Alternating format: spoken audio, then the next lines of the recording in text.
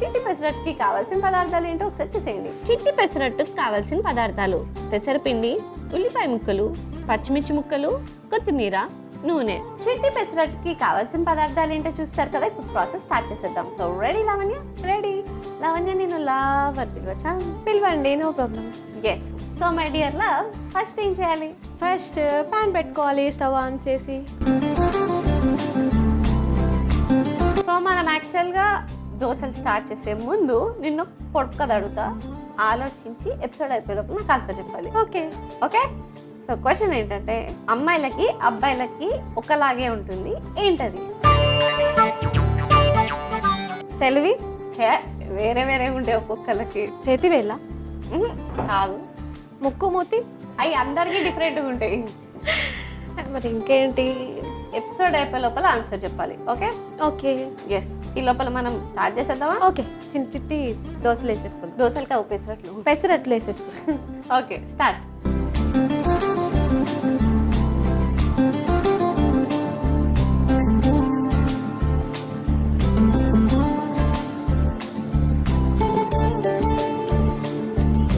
ఇలా చిన్న చిన్నగా వేసుకోవాలి. ఉల్లిపాయలు వేసుకోవాలి, పచ్చిమిర్చి, కొత్తిమీర.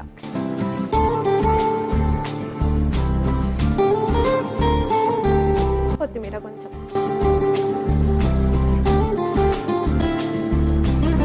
ఇప్పుడు ఆయిల్ వేసుకుందాం.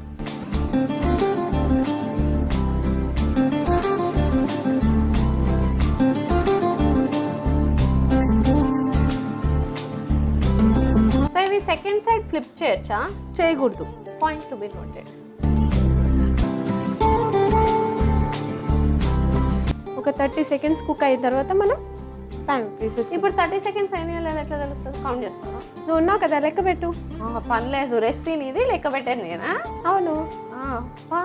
ఇందాక క్వశ్చన్ అడిగావు కదా, క్లూ చెప్పవా? క్లూ అంటే క్వశ్చన్ లోనే ఆన్సర్ ఉందిరా, అదే పెద్ద క్లూ. అమ్మాయికి అబ్బాయికి ఒకటే లాగా ఉంటది. ఏంటది? సరే పోనీ ఇలాంటిది ఇంకోటి అడగనా? ఓకే, అడుగు. దీనికి కూడా క్వశ్చన్ లోనే ఆన్సర్ ఉంటుంది. ఓకే. ఏనుక్కి వెనక ఉంటుంది, గుర్రానికి ముందు ఉంటుంది, ఏంటది? ఏనుగుకి వెనకుండేది, గుర్రానికి ముందు ఉండేది, ఏంటి? నాలుక. ఏనుక్కి నాలుగు వెనక ఉంటుందా? కాదు, మరి ముందు ఉంటుంది. మరి నాలుగా అని ఎందుకన్నావు? ఆలోచించు. అన్నీ అక్కడే ఉంటాయి కానీ టైంకి కనిపించవు, అక్కడే కదా, అందుకని ఆలోచిస్తే గుర్తుకొచ్చేస్తాయి. ఏనుగుకి కూడా తోక వెనకాలే ఉంటది, గుర్రంకి కూడా తోక వెనకాల ఉంటది. దానికి వెనకాల, దీనికి ముందు. అది ముందు నిల్చుంటే ఏనుగు, వెనక నిల్చుంటే గుర్రం. ఇదేం కాన్సెప్ట్, ముందు వెనకాల? సరే నువ్వు ఆలోచిస్తుండు, ఈ లోపల మాడిపోతాయి. తీసేద్దామా? ఓకే. ప్లేట్ తీసుకొస్తా బై. ఓకే.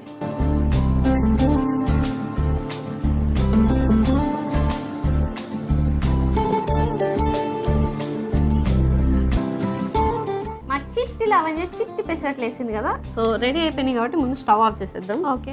క్వశ్చన్ అడగంగానే ఫస్ట్ నీ మైండ్లోకి వచ్చిన థాట్ ఏంటి చెప్పు? సేమ్ అని అన్నారు కదా, ఏంటియా అని ఆలోచిస్తాను. ఇంతసేపు ఆలోచించిందని ఆన్సర్ గుర్తుకు రాలేదా నీకు?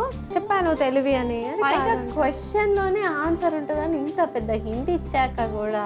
సరే ఫస్ట్ దానికి ఆన్సర్ నేను చెప్తా, సెకండ్ది నువ్వు ఆలోచించు. ఓకే. అమ్మాయిలకి అబ్బాయిలకి ఒకేలా ఉంటుంది, ఏంటది? సో దాని ఆన్సర్ ఏంటంటే ఆ అనే అక్షరం ఒకటేలా ఉంటుంది. ఎస్ కదా. ఇప్పుడు దీనికి క్వశ్చన్లోనే ఆన్సర్ ఉన్నట్టు సెకండ్ దానికి కూడా ఆన్సర్ ఉంటుంది. ఏనుకి వెనక ఉంటుంది, గుర్రానికి ముందు ఉంటుంది, ఏంటి? తొండం. గుర్రానికి తొండం ఎక్కడి నుంచి వచ్చింది సార్? అది తోక ఉంటుంది, తొండం ఉంటుంది. సరే దీనికి కూడా ఆన్సర్ చెప్పలేవా? నేను చెప్పానా? చెప్పే. గు అనే అక్షరం ఉంటుంది. ఏనుగు, ఏనుగు, గుర్రం. ఇట్లా గు గు గా నేర్పిస్తాను. ఓకే. అందుకే స్కూల్కి వెళ్ళాలంటారు. అవును. పొడుపు కథలు ఎక్కువ రావు నాకు. బ్రెయిన్ పెట్టి ఆలోచించేవి ఏవి రావట్లేదు నీకు. అవును.